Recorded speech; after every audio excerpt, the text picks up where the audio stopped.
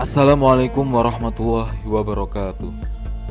Futuhat Islam di Persia, nasib Zazghar III dan air mata Suraqah bin Malik. Peristiwa pembebasan wilayah Persia oleh pasukan muslimin atau terjadi antara tahun 633 sampai 654 Masehi. Dalam peperangan ini, pasukan Khulafaur Rasyidin melawan tentara Kekaisaran Sasaniyah di Persia. Kekaisaran Sasaniyah akhirnya jatuh, menandakan berakhirnya kekuasaannya di Persia, yang kemudian digantikan oleh Khulafaur Rasyidin. Melemahnya Persia. Sejak sebelum pasukan Islam melancarkan serangan, Kekaisaran Sasaniyah telah didera masalah internal akibat perebutan kekuasaan. Posisi Sasaniyah pun terpuruk karena serangan dari Kekaisaran Bizantium pimpinan Heraklus yang berhasil menguasai sebagian wilayahnya. Selain itu, menurunnya ekonomi di wilayah Sasaniyah juga menjadi faktor melemahnya kekuasaan kekaisaran. Masyarakat Sasaniyah saat itu hanya berharap dilakukan perbaikan ekonomi oleh siapapun yang menjadi pemimpin mereka. Namun, keterpurukan Sasaniyah justru semakin parah saat pemerintahan Raja Zazghar III yang diduga hanya memikirkan keselamatannya, keluarganya, dan hartanya. Alhasil, para perwira militer Sasaniyah memilih berpaling dari Raja Zazghar III. Situasi ini kemudian dimanfaatkan oleh pasukan Islam untuk terus mendesak Kekaisaran Sasaniyah. Penaklukan pertama takluknya Sasaniyah oleh Islam bermula pada 633 saat Panglima Perang Islam Al-Musanna bin Harisah melakukan upaya pembebasan wilayah Persia. Setelah berakhirnya Perang Riddah 632, Al-Musanna bin Harisah memulai operasi pembebasan wilayah Persia. Pada serangan pertama ini, pasukan Muslim berhasil menguasai sebagian wilayah Persia. Sekembalinya ke Madinah, Al-Musanna bin Harisah memberitahukan keberhasilannya kepada Khalifah Abu Bakar. Sejak saat itu, Khalifah Abu Bakar mulai memikirkan untuk ekspansi wilayah Khulafaur Rasyidin dengan menunjuk Al-Musanna bin Harisah sebagai panglima militer Islam. Adapun futuhat Islam dimulai pada masa kekhalifahan Abu Bakar dan baru berakhir pada masa kekhalifahan Umar bin Khattab. Penaklukan kedua, selain Al-Musanna bin Harisah, Khalid bin Walid juga menjadi salah satu panglima Islam yang memimpin futuhat Islam ke Persia. Khalid bin Walid memfokuskan ekspansi pembebasan Islam ke Persia setelah berhasil membebaskan Suriah dari kekuasaan Romawi Timur atau Kekaisaran Bizantium. Di lain pihak, pasukan Islam berhasil menguasai Persia di sebelah barat setelah pertempuran Al-Qadisiyah di bawah pimpinan Sa'ad bin Abi Waqqas. Jatuhnya Persia ke tangan Islam. Akibat konflik militer yang terus-menerus terjadi di wilayah Persia, pada tahun 642, Khalifah Umar bin Khattab memerintahkan pasukan muslimin secara total untuk melakukan perang skala penuh. Perang pamungkas antara kaum muslimin dengan tentara Persia pun pecah. Di pihak Persia dipimpin oleh Rusman Farrokhat. Oleh karena situasi di Kekaisaran Sasaniyah sedang bergejolak, penaklukan yang dilakukan oleh pasukan muslim pun menjadi semakin mudah. Pemimpin pasukan muslim Sa'ad bin Abi Waqqas berhasil pun memanfaatkan konflik di Kekaisaran untuk terus menekan Persia. Pasukan muslimin berhasil mengalahkan militer Persia yang dipimpin Kaisar Yazghar III. Kemenangan muslimin dalam perang Nahavan pada 642 sangat berdampak bagi Imperium Persia. Kerajaan itu tidak lagi berdaya menghadapi serangan-serangan dari luar. Apalagi para pemimpinnya terlalu sibuk bertikai satu sama lain. Keruntuhan negeri yang pernah menjadi adidaya berbilang abad lamanya tinggal menunggu waktu saja. Khalifah Umar bin Khattab merasa yakin inilah saat yang tepat bagi kaum muslimin untuk menaklukkan Persia. Kala itu, dataran tinggi Iran terbagi ke dalam 3 wilayah besar, yakni Azerbaijan di utara, Isfahan di tengah dan Fars di selatan. Sang Amirul Mukminin memutuskan target pertamanya adalah Isfahan. Dengan menguasai pusat kerajaan Persia, syiar Islam diharapkan akan semakin mudah tersebar ke seluruh negeri tersebut. Kaisar Yazgad III mendirikan benteng pertahanan di Merv, Khorasan, kini sekitar kota Mary, Turkmenistan. Raja Persia itu tidak sanggup menyaingi kekuatan militer Islam. Penyebab utamanya bukanlah kurangnya amunisi atau sedikitnya jumlah tentara, melainkan tiadanya persatuan yang kokoh. Pasukan yang ada cenderung terpecah belah. Kebanyakan jenderal Persia seperti memiliki agenda masing-masing. Kepatuhan terhadap raja selaku panglima tertinggi nyaris tidak tersisa. Umar mengangkat Khalid bin Walid sebagai pemimpin misi penaklukan Persia. Sebelumnya, sosok berjulukan pedang Allah yang terhunus itu sukses memimpin berbagai ekspedisi, termasuk pembebasan Syam, Suriah dari tangan Romawi Timur, Bizantium. Kabar pengangkatan Khalid semakin mencemaskan Yazgad. Namun, jenderal muslim yang masyhur karena tidak pernah sekalipun kalah dalam 100 pertempuran itu lebih dahulu berpulang ke rahmatullah. Ibnu Walid wafat dengan tenang pada 642 di Homs, Suriah. Sumber lain mengatakan Madinah.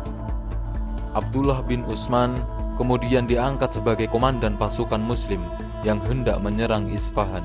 Sementara itu, Nuaim, saudara Nuaim bin Muqarrin, memimpin pasukan untuk merebut kembali Hamadan, lalu ke Ray. Setelah berhasil menguasai Ray, Nuaim bergerak ke utara menuju daerah pesisir selatan Laut Kaspia. Dari Bahrain, Al-A'la bin Al-Hadrami melancarkan serangan untuk menduduki Fars. Misi yang disusun Al-A'la tanpa sepengetahuan Khalifah Umar itu berakhir kegagalan.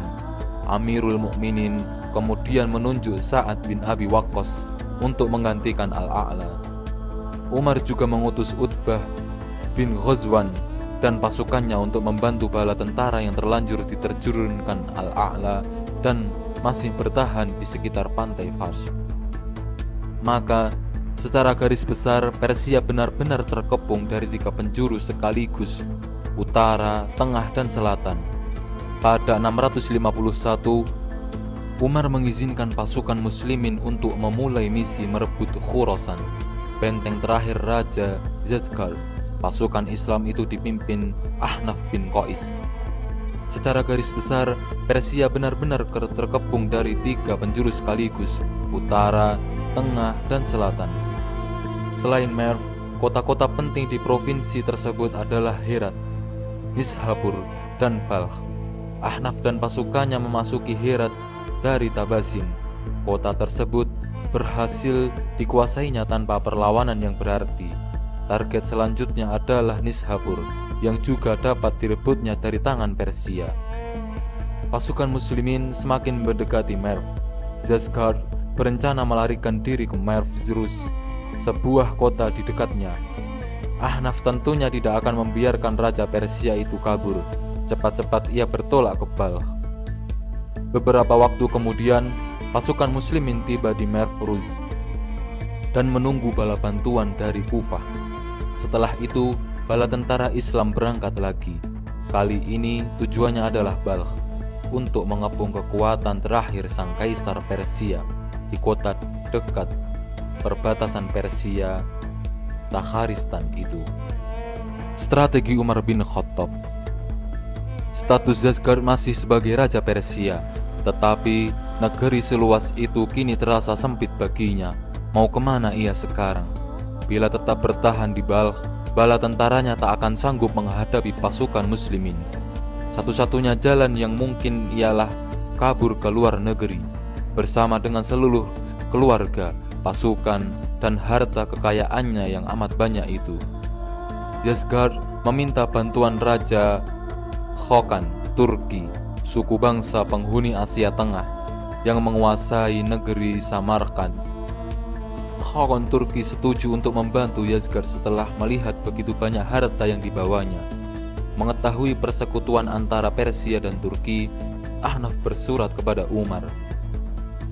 Setelah mencerna laporan situasi lapangan, sang khalifah lantas memerintahkan Ahnaf untuk bertahan di Merv dan jangan menyeberangi sungai Amu Darya sekalipun untuk mengejar musuh. Tetaplah di posisi kalian sekarang, jangan seberangi sungai. Jadikanlah pegunungan tetap di belakang kalian dan sungai di hadapan sebagai parit pemisah antara kalian dan musuh. Begitu pesan Umar. Aliansi Kokhon, Turki dan Yozgat berhadapan dengan pasukan muslimin. Namun, antara kedua belah pihak tidak ada yang berinisiatif menyerang terlebih dahulu. Masing-masing hanya memantau dari jauh. Ahnaf sempat mengirimkan seorang untuk menghadap pemimpin Turki. Dalam suratnya, komandan muslim itu menegaskan pasukannya akan terus berada di seberang sungai, tidak akan melintasi Amu Darya. Hakon Turki menerjunkan sejumlah mata-mata untuk menyusup hingga ke sisi lain sungai. 3 orang mata-mata itu kemudian tertangkap. Para pengintai tersebut berusaha menyerang Ahnaf sehingga dibunuh. Hakon Turki menyaksikan dari kemahnya sendiri. Tampak olehnya pasukan muslimin ternyata tidak bergerak, tetap bertahan di seberang Amu Darya meskipun terjadi insiden tersebut. Yakinlah ia akan kebenaran surat dari Ahnaf. Tidak ada gunanya kita berada di sini dan memerangi mereka. Mari kita kembali pulang. Biarlah Persia menghadapi masalahnya sendiri, kata sang Hakon kepada pasukannya sendiri. Mendengar itu, Yozgat terkejut sekaligus bingung, sebab sekutunya itu kini meninggalkannya. Dalam kondisi kalut, Kaisar Persia itu memutuskan untuk mengikuti Hakon ke ibu kota Turki di daerah Mongolia. Keputusan itu sontak diprotes sebagian besar prajurit dan komandan Persia. Mereka keberatan bila harta kekayaan Persia yang begitu banyaknya dibawa lari dari negeri sendiri ke negeri asing. "Apa yang Anda lakukan?" tanya seorang jenderal Persia. "Saya akan menyusul Hakon ke timur," jawab Yozgat. "Tunggu dulu. Mengapa kita harus meninggalkan negeri dan bangsa kita sendiri? Lebih baik kembali ke negeri sendiri dan berdamai dengan orang Arab, Muslimin. Kita lebih menyukai musuh yang mau mengurus kita di negeri kita sendiri daripada musuh yang mengurus kita di luar negeri kita," kata jenderal tersebut dengan nada tinggi. Namun Yozgat bergeming. Perpecahan pun menjadi konflik terbuka. Pasukan Persia yang menolak keputusan sang kaisar berhasil unggul. Sang raja dan segelintir pengikutnya yang tersisa terpaksa kabur keluar kota. Bahkan mereka sampai ke Fergana, ibu kota Turki, di Samarkand.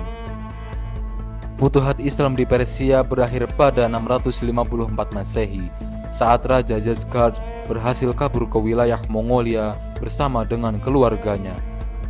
Setelah Kekaisaran Sasaniyah jatuh, para pemimpin militer Persia menyerah kepada pasukan kaum muslimin. Dengan begitu, kekuasaan Kekaisaran Sasaniyah di Persia resmi berakhir dan digantikan oleh umat muslim di bawah pimpinan Khulafaur Rasyidin. Nasib Kaisar Yozgat III. Orang-orang Persia yang memberontak kepada Yozgat lantas bertolak ke barat.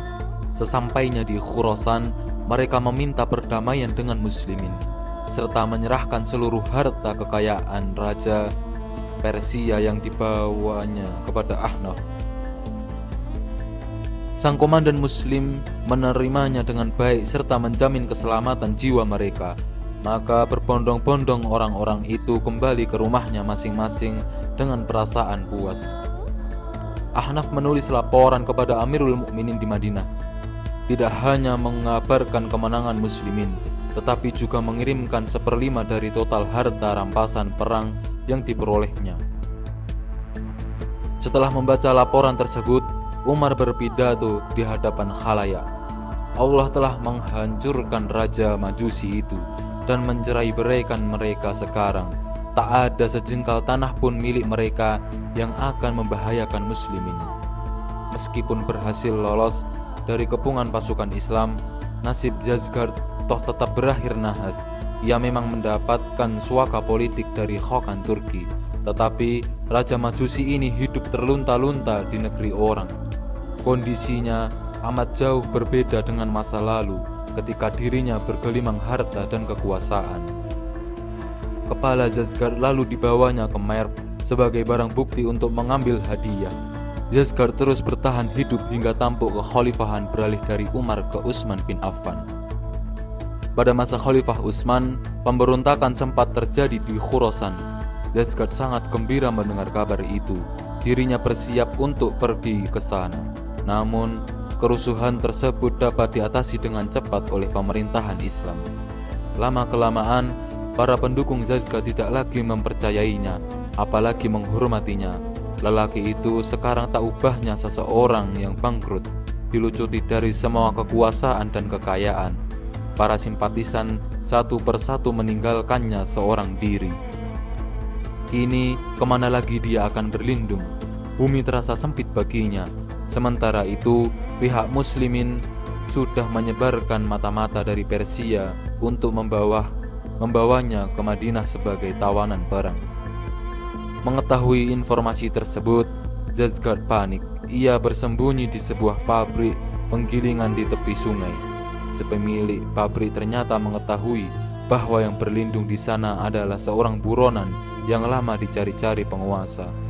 Malam harinya, ia pun diam-diam mendekati bangsawan Persia itu dan memancungnya. Kepala Yozgat lalu dibawanya ke kota Merv sebagai barang bukti untuk mengambil hadiah. Nubuwah Rasulullah, Suraqah, dan pakaian Raja Persia. Ada satu fase dalam kehidupan Suraqah bin Malik yang tak mungkin dilupakannya. Dahulu ia masih kafir sehingga berupaya membunuh Nabi Muhammad SAW. Saat itu Rasulullah SAW dalam perjalanan hijrah bersama Abu Bakar As-Siddiq. Suraqah berhasil menemukan Nabi SAW yang sedang berdiri seorang diri di padang pasir. Dalam benaknya terbayang 100 unta betina sebagai hadiah dari pemuka Quraisy bagi siapapun yang berhasil menangkap sang pembawa risalah Islam itu, hidup atau mati. Dengan semangat, pemuda dari kampung Madlaji itu memacu kudanya untuk mengejar target buruan. Namun, seperti ada tembok tak kasat mata, seketika kuda Suraqah terkapar. Ia pun terempas ke pasir gurun. Tiba-tiba, ia melihat sosok yang diburunya itu mendekat. Nabi SAW tersenyum kepadanya, lalu mengulurkan tangan membantunya berdiri. Suraqah terkesima, akan tetapi hasratnya untuk mendapatkan hadiah 100 ekor unta tak terbendung. Ia pun kembali berusaha membunuh Nabi SAW. Lagi-lagi kudanya rebah, seperti menabrak dinding yang tak terlihat. Kejadian yang sama terjadi 3 kali berturut-turut sehingga pemuda ini mengurungkan niatnya.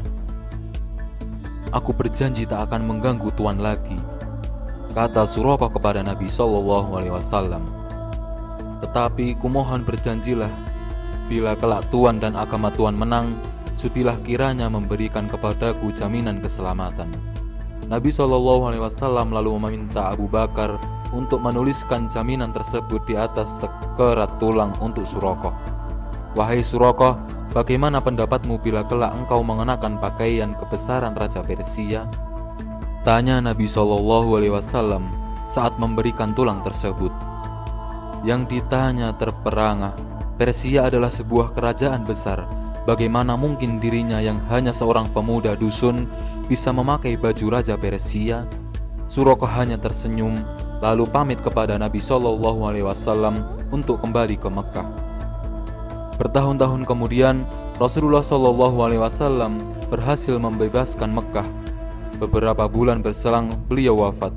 Adapun Suraqah diberi usia panjang oleh Allah Subhanahu wa Ta'ala, sehingga turut berperan dalam misi pembebasan Persia. Dalam perang Qadisiyah, sekira 6 tahun sebelum perang Nahafan, Muslimin berhasil mengalahkan pasukan Persia. Panglima Sa'ad bin Abi Waqqas membawa banyak harta rampasan perang ke Madinah. Di hadapan khalayak, Khalifah Umar bin Khattab secara tak terduga memanggil Suraqah. Amirul Mukminin menyuruhnya untuk memakai seluruh busana Raja Persia, lengkap dengan gelang, jubah, dan mahkotanya. Setelah itu, Suraqah dipandanginya dari kaki hingga ujung rambut dan berkata, "Masya Allah, betapa gagahnya seorang anak desa Madlaji memakai ini." Mendengar itu, air mata Suraqah pun pecah, sebab dirinya teringat lagi akan perkataan Rasulullah SAW dahulu. "Demi Allah, kekasihku Nabi SAW tidak pernah berbohong. Kekasihku tidak pernah berbohong," serunya sambil menangis tersedu-sedu.